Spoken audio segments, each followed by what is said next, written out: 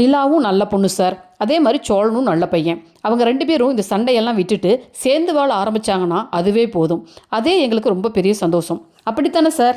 ஆமாமான்னு ராகவ் வேறு வழி இல்லாமல் சொல்கிறாரு. நீங்கள் வேணால் பாருங்கள் சார், 2 பேரும் சேர்ந்து சந்தோஷமாக தான் வாழ போகிறாங்க அப்படின்னு சேரன் சொல்கிறாருங்க. வானதி அப்பா மாணிக்கம் தட்டில் தோசையை போட்டு வச்சு சாப்பிடாம யோசனையாக இருக்கார். என்ன யோசனை சாப்பிடாம? எல்லாம் அந்த பாண்டியை பற்றி தான் யோசிக்கிறேன். நம்ம பொண்ணுக்கு நம்ம மேலே கொஞ்சம் கூட அக்கறையோ மதிப்போ இல்லை, அது தெரிஞ்ச விஷயம்.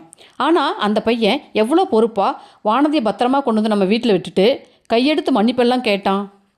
அதென்னவோ உண்மைதான் ஐயா. நாம் அவங்க வீட்டில் போய் அத்தனை ரகலை பண்ணிட்டு வந்தோம்.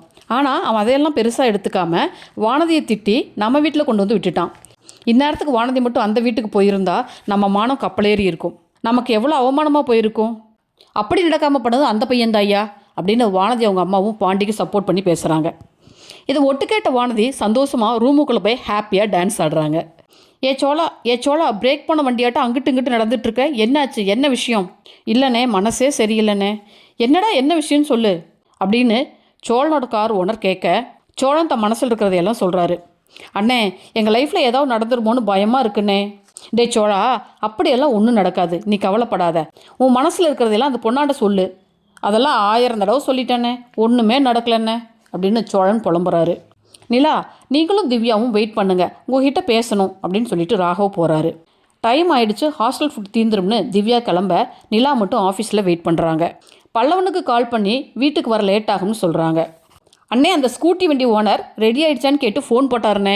நாளைக்கு என் ஃப்ரெண்ட் பெங்களூர்லேருந்து ஸ்பேர்ஸ் வாங்கிட்டு வரான், சீக்கிரமாக ரெடி பண்ணிடுவோம்னு பாண்டி கண்ணன் ப்ரோட்ட சொல்லிட்டு இருக்காரு. அப்போது வானதி கடைக்கு வராங்க.